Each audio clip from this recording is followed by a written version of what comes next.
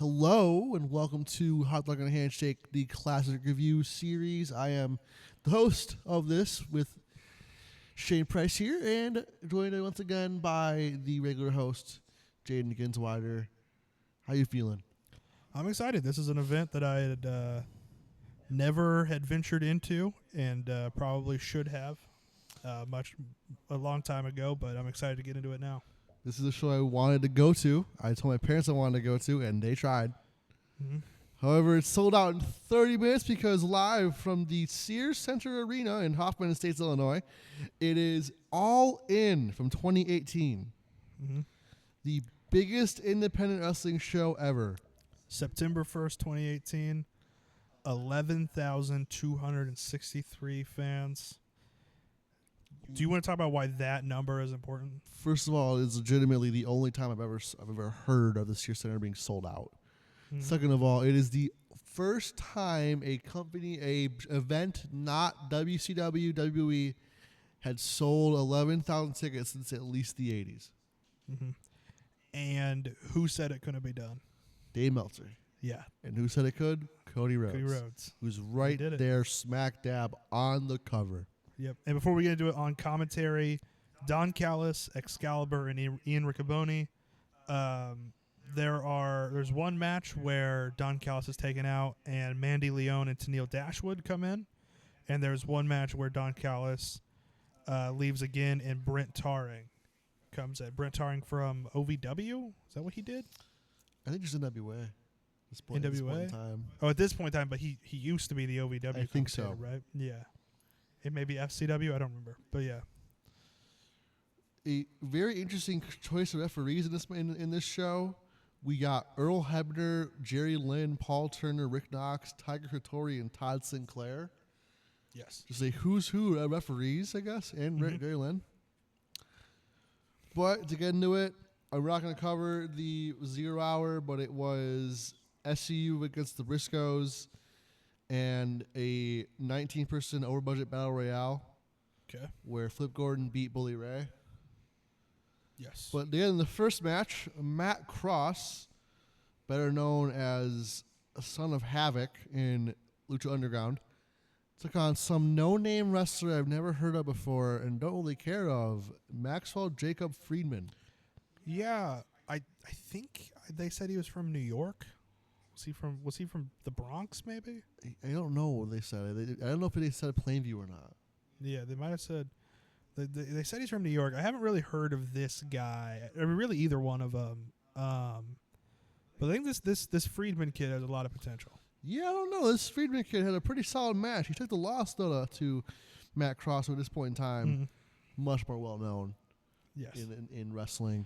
However, this was a pretty solid match for what it was. A good opener. Was a pretty good match. I thought it was a great idea for an opener because Matt Cross is a guy who had been on the indies for a couple decades at this point, right? And had been striving for something like this. And, partially, I don't really know about him, but from the way commentator hyped him up, it seems like maybe a guy who helped pave the road for an event like this to be possible. And it's against a young, he doesn't have the what's the word I'm looking for? He doesn't have like the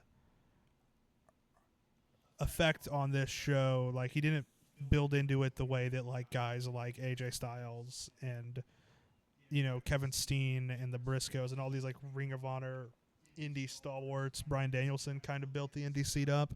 But he seems like he was a major part of the indies for a long time. So as a man who had been striving for something like this for a long time versus the future of professional wrestling. Like MJF is a bona fide star now. And so seeing him back in his younger days was really interesting. And one of my notes even says like he had star written all over him. Oh, it was so obvious. Like I know it's easy to say that now that he's like had like one of the greatest, if not the greatest AEW world title run and like just this big guy now. But yeah, it was just he's so good. He was definitely the star of this match. Mm-hmm. No offense to Matt Cross, but it was. I thought Matt Cross was solid. I said, I hadn't really heard of him before, but I enjoyed the match. I remember I did really like him in Lucha Underground, so I'm always like a Lucha Underground guy. I gave us 3 stars. I have a 3 1/4. Okay. So we're kind of on the same wavelength. That's pretty fair. Next, we have a match that was a little confusing to me. Mhm. I never really got into the Arrow, but it's Christopher Daniels with the rest of SCU, who they also Well, pre-show. yeah, Christopher Daniels, and then Stephen Amell with Josh Segarra yeah, I don't know who that is. from the Electric Company and Arrow. Guess it's just a friend of Stephen Amell's. I guess. See, the thing is that you might not get into this, but like superhero fans had always wondered for generations who wins if you put Green Arrow versus Curry Man. Have they? And it's been argued for decades, message boards all over the place talking about this, and this is where that got settled. I guess you have a good point. This is where Curry Man said he was the greatest superhero of all time, Yeah. as he puts on a pretty solid match with a guy who's not really a full wrestler. I think he obviously was blown up like 2 minutes into the match. He was blown up, and it was a short match enough, but it was pretty good for what it was. Did you know who the referee was? No, who was the referee? This was the Jerry Lynn match. And I have a note here that says Jerry Lynn looks like a dad reffing his kids in the backyard. Like he looks like he just like bought like a referee shirt for like $5 on Amazon or something, so that he could ref his kids' matches. I can hear it now. Come on, man, turn it off. No biting. Yeah. And then just a couple of things here. Falcon, Green Arrow. Is that anything? I like it. Okay. And I wrote Coast to Coast City. That's a DC reference for people. Not really a Green Arrow reference, but it's something. It's a thing. It might be something. And then my favorite quote from this match was Excalibur. There was a table outside. He called it Chekhov's table. So that was pretty good. What were I your give thoughts? this 2 3/4. I gave it 3.5. I was a lot more optimistic on this match. I really had fun with this. That's fair. Then we get the women's match of the night. Dr. Ripbreaker, Chelsea Green, Madison Rayne, and Tessa Blanchard in a 4-corner survival match. Mm-hmm. I really like the setup of this match. So you have Tessa Blanchard was definitely built to be the star of this match. She had the grand entrance with Tully Blanchard and Magnum TA out there. Is she Tully's daughter and Magnum's stepdaughter? Tully's or Magnum's daughter and Tully's stepdaughter? Father, Magnum's stepdaughter. So she's Tully Blanchard's dad. Yes. Yes. Tully Blanchard's daughter. Yeah. And Magnum T's stepdaughter. Yes. So she had them out there, and some kid I imagine is related to her. It might just be a random kid she found on the street. So she's definitely supposed to be the star of this match. Madison Rayne is the vet. Britt Baker is the upstart of the match. And Chelsea Green's the wild card. Yes. Pretty Classic, much. Like, It's Always Sunny wild card. And just, as always, incredible character work from Chelsea Green. It was really fun. Do you have any? I liked it. I liked it. It was pretty good. I have a note here that says Britt Baker going JTG mode because she threw like 4 sling blades in a row. Hey, if you got them, if you have them, go JTG mode, dude. I guess. Yeah. I gave this another 2.5. Maybe 3 1/4. So I'm much more optimistic on I some of guess these. so. Yeah. But yeah, I like this. I like this match a lot. And then you get It to was a good. match that I did like a lot more than that last Mhm. one. That last one didn't click with me. I Mhm. guess so much as it did with you. The champion of the NWA, Nick Aldis. He's Now the general manager of SmackDown. I don't know. He's kind of just everywhere. Mm-hmm. He's got like an entire like NWA tangent with him. He's got Jeff Jarrett. I have a note because they both come out with like fight teams, and I wrote, why are Tommy Dreamer and Dexter Loomis there? Because why not? Because Tommy Dreamer was on Team Cody, and Dexter, what was his name on the Indies? And Samuel Shaw. Samuel Shaw was there for Nick Aldis. And then, of course, SmackDown vs. Raw 2006 legend Sean Daivari is there. Don't forget Kosaro Daivari in that game. Don't forget actual wrestling legend Glacier. Glacier was there? On Team Cody. Oh, I didn't notice him. Awesome. This is a really good match. I remember liking it back then. I really like it now. It Uh, had solid moves. Cody. The weight belt seemed to get in Cody's way. It did, but he It was seemed it inconvenient. was getting new at this point. He was still getting used to it. I did think it was a little sloppy. Yeah, I can see that. There was some stuff because, I mean, there's a pile driver in this. Yes. This might be one of the worst pile And drivers. of course, all the time you do a pile driver, you gotta hear the scale. This is one of the lowest ratings I've ever given. Oh no! It was a 2.6. Ooh. You could see Aldis's legs close below Cody, and Cody still had like 4 inches of space between his head and Aldis's legs. It did not connect whatsoever. This was a bad pile driver from Aldis. It was. This was a Jeremy Wyatt level pile driver. There's a reference for you. Catching strays. Catching strays on a listening podcast. Jeremy Wyatt is. Yeah. I gave this a 3.5. I also give it 3.5. I think it had a boring finish. Yes, it did. It was a really It'd probably boring be a finish. 4 with that different finish. Yeah, if you do like the triple crossroads finish or something, that's a 4. Yeah. But it was just kind of like a roll up. Yeah. So 3.5. I was expecting more, but 3.5. And then we kind of just bounce off the walls from that pretty solid Cody match to another very solid match, but in a different way. This feels like going from like the NWA or from like the classic NWA to like CZW. Pretty much. Hangman Adam Page takes on Joey Janela with Penelope Ford. Mm-hmm. I know Penelope Ford is with now with Kip Sabian. W and Kip Sabian, but I don't know if she's wrestling. Were they having a kid or something? they might. I don't know. Chicago Street Fight though. Chicago Street Fight. If you're in the city, you gotta name it the blank Street Fight. Mm-hmm. Hanger is a murderer? ? He always has been, and this is I think the start of it. Yeah, he killed Joey Ryan. Thankfully, you know what? Thankfully, before Yeah. COVID got to him. Yeah.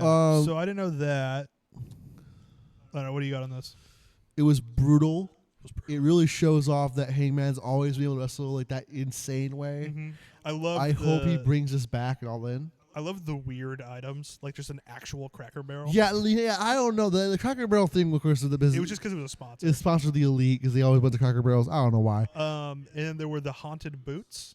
I didn't get the reference for the haunted boots, but apparently it was something on Being the Elite. It must have been I didn't watch BTE, And so there was a thing where there was a phone, like an old like 90s phone that was apparently the murder weapon that he used on Joey Ryan. it kind of reminds me of early AEW and how some storylines were advanced through BTE. Yeah, stuff like that. And then it also does, AEW's done a couple things like, do you remember when there was like an arcade Street Fight or something? Yes. And like I think the Best Friends brought Legos into the ring instead of thumbtacks in one of those bags. But the Deadeye off a ladder through a table was crazy. That might That be was spot of the so night. cool. I spoiler alert, it was. That was spot of the night. That was insane. And Joey Janela sold it beautifully. I gave this a 4.5. I gave it 4. So we're on the same It's way. fair, it's fair. Yeah, it was a great match. Then Flip Gordon comes out with Brandy Rhodes. We got to talk about though right before. Oh, this, you're right. The little segment with Jay Lethal. You're right. I Walking was gonna get to it, but if you want to talk about it now, Jay Lethal is beside himself. He's lost. He's distraught. He doesn't know who he is. Lanny Poffo. Well, at first you just see a hand, Yes, you see a hand, like tap him on the shoulder or something. and I think I'm pretty sure it's revealed there as Lanny Poffo. It's revealed right after when he comes to the curtain. Okay, Lanny yeah. Poffo's with him. So it's a hand, and he puts these glasses on. I think right. Yeah, it's the glasses. Puts on the glasses on, and he goes, Macho Man glasses. "Ooh, yeah," because you get black when she's about Jay Lethal. Yeah. And I love this theme. Mm-hmm. It's just a good remix. And Jay Lethal comes out, and Lanny Poffo, the brother of Randy Savage, is there with him. Pretty close to where he went to Chicago connections. Pretty close to where he went to high school. Mm-hmm. So it's pretty cool. I've always liked that gimmick. Mm-hmm. Also, I believe he's Ring of Honor champion. Yep. He's Defending the Ring taking of Honor on title. Flip Gordon, who has Brandy Rhodes with him for some reason. I Mm. don't remember why. This Something match, with Being the Elite. pretty good. Yeah, I have a lot of notes on this match. First, during the entrances, one thing I noticed, ripping your pants off mid backflip is maybe the craziest thing I've ever seen in a wrestling ring. Flip I've seen Gordon some does crazy a things. lot of that stuff. That was something. He probably would be in AW if it wasn't for his weird views. This version of the ROH title, I think it's an all-time underrated belt. It is. It really is. I think it's a very gorgeous belt. 'Cause everybody talks about like the old school belt, like it's so good, but this belt is I never a lot liked the better. old school belt. This is honestly the only version of the Ring of Honor Championship I've ever thought looked good. That's interesting. Like the one that like Adam Cole and like Kevin Steen had looks okay, but this is the only one that I think really is like a great looking belt. That's fair. I also wrote Flip must be an El Ninja fan. Little reference to last week. Which is, His name is Flip. It's different. exactly. Bad camera work in this match. Yeah, the production on this show wasn't the best. I really noticed it in this match because these guys were moving so fast like the entire time. Like there's a point where you completely miss a top rope move that Gordon hits because it was a poorly timed cut. They just couldn't keep up. So you see him launch into the air. He presumably does some sort of twist or flip or something, and then you just see him coming down. So, I don't know. I wrote, of course, Flip Gordon is channeling Hulk Hogan. Of course, hello. Flip Gordon, of course, are mandatory. Yeah, he's not a good guy. We're judging him on his art. We didn't know at the time how good he was. We're trying to judge the wrestling, yada, yada, yada. You've all heard this. The Star-Spangled Sling Blade. Cool as hell. Yes. Just like what's that called? Springboarding off the middle rope into a sling blade. Awesome. Very, very cool. And then why is Bully Ray here? Because I didn't know that, but that was just a question I wrote. And then Colt Cabana comes out, and Ian Riccaboni calls him the pro wrestling king of Chicago, a real Abe Froman. A fun reference to my favorite movie, Ferris Bueller's Day Off. I liked that. Did you have anything else on this match? I didn't. I thought it was a very solid match. I gave it 4. 4.25. Very fast paced. Very. A lot of fun. In a higher production situation, probably would have been better. Production kind of brought the star rating down. That brings us to the Kenny Omega match, where he takes on Pentagon Jr., Penta El Zero, as he was known here. Mm-hmm. This match was also very good. That was solid. It wasn't the best match these two could have had. I'll say that. What are your thoughts on it? I want to hear what you have to say first.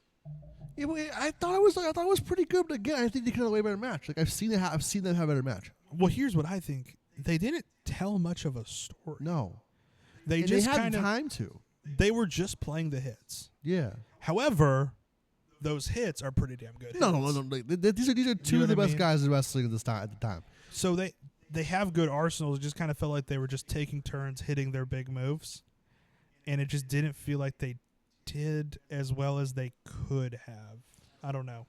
And it really did have time to tell that story. So they had What- time to do both. So I don't know what the point of it was. What was your star rating? I went with like 3 3/4. That's exactly what I gave it. Yeah, but in a match that should have been over 4. Yes. There's no. Yeah, this was just not what we should have got from these two guys. Moving right along, this was the match I think, the most looking forward to, which is kind of sad looking back at this. The longest match of the night by only a few minutes. Kazuchika Okada, I believe, makes his return to the United States after TNA. He takes on Marty Scurll. They did say it'd been a long time on commentary. I don't know what they were exactly how many years it was.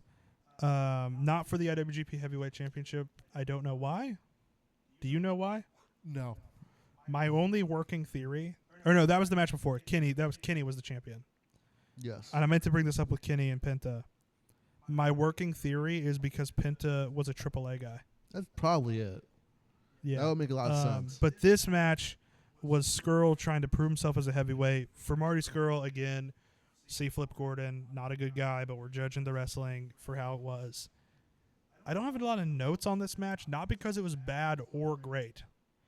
I just thought it was a solid match. These guys did a good job. I think they did do a good job of showing that Marty Scurll could hang with the heavyweights, but I think they accomplished their goal. What did you think? I think they did, yeah. I think it was. I mean, Marty was a really good wrestler at the time. Mm. And again, like whatever he did beside, he was a good wrestler. So this match was good. Mm-hmm. I liked it a lot. I Yeah. gave it 4.5. I gave it 3.5, so I'm a little lower Really? than you. I just something didn't click with these two. It just didn't. You know, feel, it's like that with the women's match. It just didn't click with you. That match didn't click with me. yeah. There's just something didn't work. So, the main event though. Main event was special. It was Yeah, really Go ahead special. and introduce it. Bandito, Rey Fenix, and closing out the trilogy, Rey Mysterio Yep. against the Golden Elite, Kota Ibushi, Matt, and Nick Jackson. This team: Bandito, Rey Fenix, Rey Mysterio, the Lucha Avengers. Pretty much. Yeah. Especially at this time. And Rey wearing Wolverine gear, which is appropriate because Deadpool and Wolverine's like the biggest movie in the world right now. It's pretty So close. we have to once being- again. I did not do this on purpose. I forgot this was the show where he wore the Wolverine gear. We've just once again accidentally paralleled the current timeline. But so I wrote here the Wolverine gear seems appropriate, and this was an awesome match. It was so good. It was so short, too. Yeah. This yeah. match could have been so much longer. It felt like they were being rushed. I did write here. God, I love luchadors. Just You can put awesome. any combination of luchadors together, and they will come up with the coolest segment of tag team offense you have ever So seen. let's not underestimate the other team. They're also very good. They're also very good. I'm just a lucha guy. That's fair. My only other note is Viva La Raza because Ray hits a frog splash. But like Kota Ibushi and the Young Bucks were so good. I mean, do you have any other thoughts on how the match went? I other than it being so good, I can't really say anything. I'm gonna tell you right now, this is the shortest match I've ever given a 5-star to. That's fair. This was 5. I love this match. I originally gave it a 4 3/4 because it was so slow, but I think I'm gonna give it Because it was great action all the way through. Kota Ibushi was awesome. The Bucks did some fun stuff. Of course, they're the Bucks. And just like I said, the Lucha Avengers, insane. I love that. So before we get into categories, special one-time category, just for a show like All In. If there was one match that for whatever reason couldn't be put on the card, what match would it be? What would you put on here? So there's a very large name listed from this card. Yeah, Bad Luck Fale. Yes. No. No. It's the Tongans were ruining a G1. The Tongans ruined a G1 this year. They were the worst in G1 by far. Yeah. Anyway. ZSJ. Yes. He's in the UK at this point in time in real life. Mm-hmm. I want to change that. Give Who's me his opponent? ZSJ Gresham. Dude. Even in 2018, this would be one of the best matches of the year. Just a technical wrestling These exhibition. guys are gonna find new pressure points that nobody's ever heard of before, and make joints. So and make new joints. That feels like you put that like match 2, right? Like you put that before Stephen Amell. I think so. I think. Yeah. Mine you probably put later in the card. Because you know what I realized was missing from this card? It's not a proper tag team match. It's not. No. So I didn't know about the 0 Hour. I didn't look at that. So I'm elevating the Briscoes up. And their opponents, who obviously couldn't have been there because of the timing, but should have been there given everything about this show, Kevin Owens and Adam Cole Yeah. versus the Briscoes. Like those, If those two could have been lit out if for this, one night. if Triple H was running WWE, and because at this point there's no AEW, there's no competition, he just thinks he's lending Adam Cole and Kevin Owens to wrestle with their friends, I think you give it. I wanted to do Owens and Zayn, but Sami Zayn was injured in September of 2018. I looked it up because I wanted to see if they were both heels at the time. His last match of 2018 is like June 2nd, so he was gone for like a while. So yeah, I gave it Adam Cole and Kevin Owens versus the Briscoes would have just been awesome. And I think that probably is between. I would have put that between Kenny Penta and Marty Okada. Would have split those two matches with that tag match. On to the regular categories. Yeah, sure. Best moment.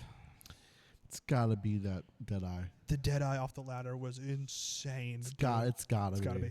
Gotta be. MVP of the night. This was hard. It was. I went ahead and gave it to Adam Page. Adam Page. This is where I think he really elevated himself from being that mid-level guy to being the future of the biz. Killer, yeah. I give it to Rey Fenix. That's fair. He killed it in that main event. That is really fair. So good. Heat check award. I'm going to give it to the Lucha Avengers. The Lucha Just in Avengers? general. I'm giving it to Brandy Rhodes. She took Okay. an elbow drop from Nick Aldis. She did, yes. And got involved and got carried around like Miss Elizabeth by Black Machismo, and was the one that slapped him on the shoulder to take him out of being Black Machismo, so that Lanny Poffo would later have to slap him on the same shoulder and get him right back into it. I thought that was great. All right, Apex Mountain. I have so many questions for you on this. Okay. So we're going from the start of the card to the end of the card, right? Matt Cross. No. No, what's his Apex? Lucha Underground or Wrestling Society X, yeah. I did not know he was in Lucha Underground when I wrote this down. I found that out on the podcast. Stephen Amell for wrestling, not... No, because that his WWE match was a lot bigger. The WWE match was a little bigger. I mean, his Apex Mountain is like Arrow, probably like season 4. Tessa Blanchard. It's either this or the Impact World title. Impact World title. Impact World title. Joey Janela. This is tough. I'm gonna say no. Really? I would have thought so. Because he had a pretty big match in AEW at one point, I think. Which one? What match? Okay, you know what? You're right.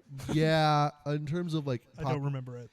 I think he wrestled Cody one time. In terms of popularity, Fight for the Fallen I'm gonna say yes. Okay.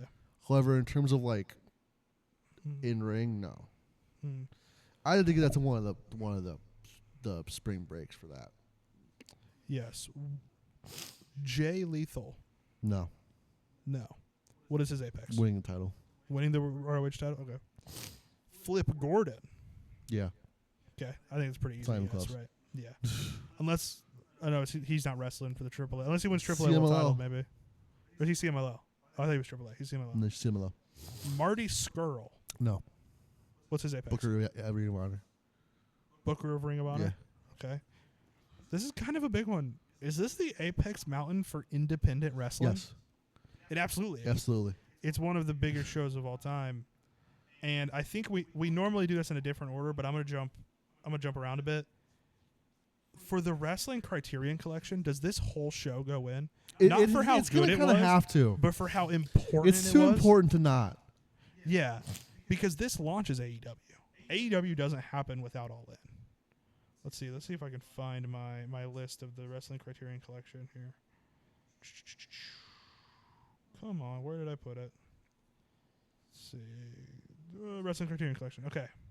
So we're just putting All In, just as a show.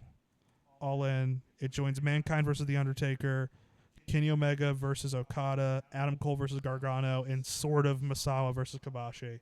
That got put in on an episode that was unreleased because Papa Shango put a curse on us.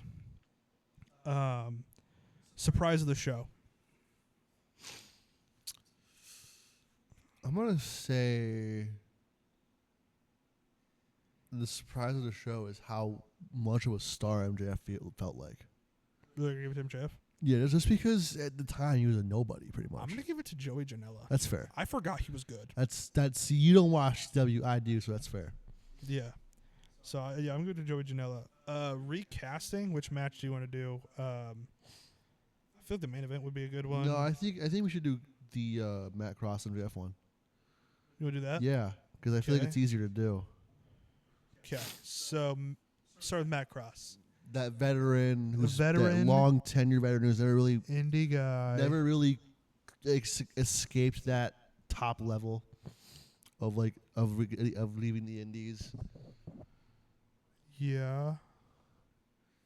Give me like a. This is a hard one. Never really escaped the indies. Josh Barnett. No, let's go with like Joey Janela here because he really built GCW into being a big place. So Joey Janela. So I'm gonna say Joey Janela. Okay. He's not a vet, but he's kind of in that same area as Matt Cross. An indie guy who is going to be a star. I'm gonna go across the pond. Is this Michael Oku? Oku, I would say Jordan Oliver 1 and 2. I don't think Jordan Oliver's quite there yet. Really? Not where MJF. Not Right. Okay. Well, Not this sure thing. think about. I guess but MJF wasn't a sure thing at this point either. But I just look at him. You know what I mean? Yeah, looking at him, yeah, but at the time, yeah, okay, I'll give you. I'm not complaining about Oku. Don't get me wrong. All right, so we're gonna go Michael Oku. Yeah. All right, and that's a possible match. Yeah. Best double feature. What do you get a double feature this with? I'm gonna say another Cody Nick Aldis match. I don't know which one. So you want to double feature Cody and Nick Aldis? Yeah. With something? Yeah. Let's just do Cody Roman. With Cody Rhodes, I was thinking kind of along the same lines. I can write that down. But what about the main event of this versus the main event of All in London? The Lucha Avengers versus, or you could do the MJF match and then the main event of All in London. Yeah. I actually like that better. Yeah. Okay. Matt Cross versus MJF and then MJF versus that. I know we've used that before, but it's just a huge match in the history of wrestling. Yeah, that's fair.